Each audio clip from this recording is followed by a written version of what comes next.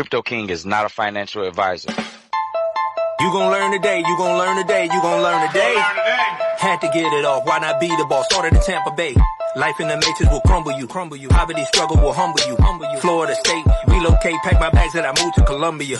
Hola mujeres bonitas, they say that it's cheaper to keep her. That's why I learn more than two. Crypto, I'm learning you. Learn crypto TV is turning to. Please don't waste my time. Learn, yeah. Please don't waste my time. Learn today. Crypto TV.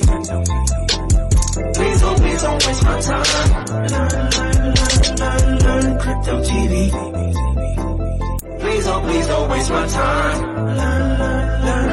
Learn Crypto TV. Hey, John, good to see you. And Brad, great to see you. Thank you so much for your time today. Thanks for being here. Yeah, I'm really excited to be here. Good to see you both. So it's been almost 3 years of litigation. You've been fighting the SEC, and there's been a lot of confusion about what this court decision John mentioned actually means. What is the direct impact for your company, Ripple, and for the broader crypto industry right now? Well, 2.5 years ago when the SEC first sued us, we said publicly that this wasn't just an attack on Ripple, it was an attack on the entire crypto industry. And I think we did see that play out with the SEC getting more and more aggressive in really trying to regulate through enforcement, which we clearly don't think is a healthy way to do it. I think this is a huge win, not just for Ripple, but for the whole industry. I think it really is the first time the SEC has lost a crypto case and really puts the SEC, some of the SEC's narrative and comments that they make publicly about all of these digital assets being securities, it puts that in check, and I think in a very good way. And hopefully it also drives the legislative process, because it doesn't make sense to try to regulate this through enforcement, but rather let's have clear laws about this that allow rules of the road for all entrepreneurs.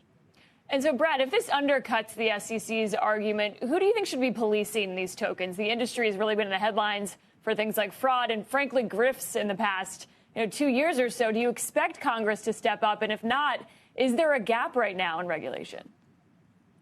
Well, I think the SEC, what we found through their emails and during this litigation is that they even identified that there is a gap. And we saw that in the emails they were exchanging internally. So I think there is a gap. But look, like any industry, you're going to potentially have bad actors. But the vast majority of people I interact with that are builders and using these technologies to build a better infrastructure for financial transactions, for real estate. There are a lot of different use cases for blockchain and crypto that really can be profound. Ripple has been focused on cross-border payments as a starting point. But look, I think you're going to see an incredible number of use cases for these technologies, and having clear rules of the road allows for the investment, allows entrepreneurs to lean in. I think the SEC just has been wrong as a matter of law, and it has really stifled the innovation here in the United States. Brad, it's clear to see that this is not a win for the SEC, but it's hard to see how it's a win for crypto in the sense that this just puts this back into the lane of either Congress to figure out, and we know how long Congress takes to figure things out, or it just raises the question, when's it going to be clear? It doesn't make sense, frankly, that something's a security sometimes, but not a security other times. It introduces all kinds of uncertainty into transactions and investments that people probably are going to want to hold for more than 2 or 3 years. So how do you feel about the UK Financial Conduct Authority's new proposed rules on crypto assets? Because we might end up somewhere closer to where they're headed. Look, I feel very good about what we have seen, not just from the UK, but frankly, I mean, the fact that the European Union, 27 countries came together to create something they call MiCA. And the fact that we can't have one country here in the United States provide any leadership or clarity. But look, John, I'll take the other side of some of what you said.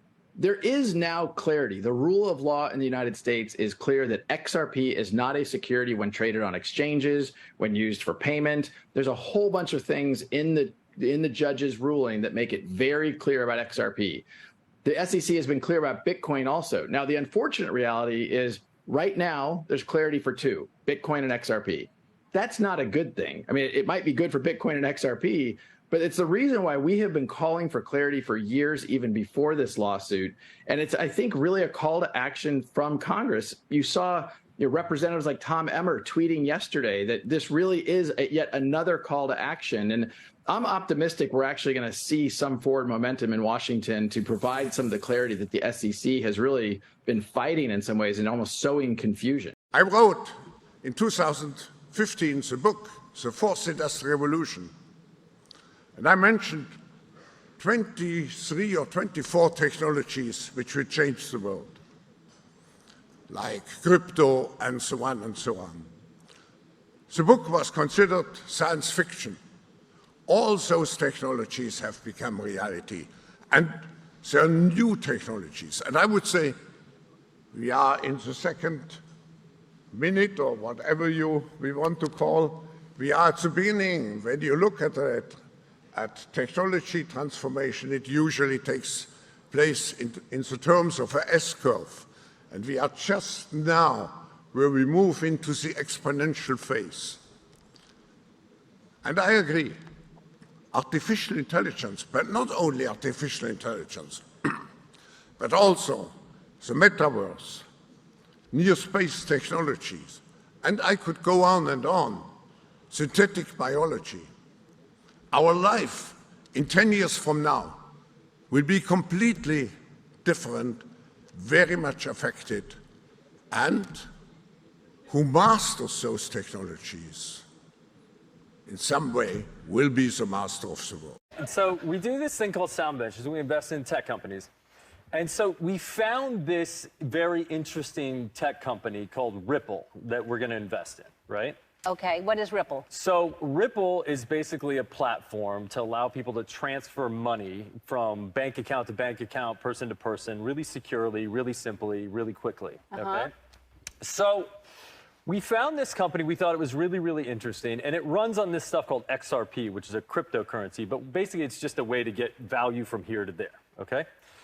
So we're meeting with these folks, and they're explaining to us, the people who run it, this guy Chris Larson and a guy named Brad Garlinghouse, and they run it, and they're talking about the ethic of this company and this platform, and how they actually really care about being an ethical company and giving a portion of this platform away to people that are doing good in the world.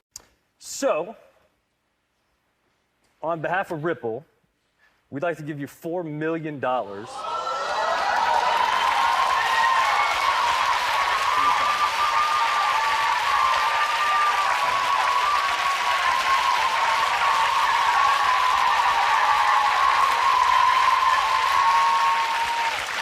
Now, usually people come out with the big giant check and do the big giant check thing, but we can actually transfer it into Rwandan francs right now, right here, and all we have to do is push this button and it's in your account.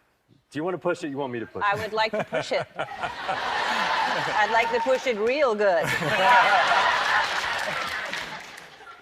Bingo. That was the most amazing thing. Thank you. I love you both so much. You know that, and I love Ripple. Thank you, Ripple, for doing this. And now everybody knows how to. You can just send money easily like that. What a great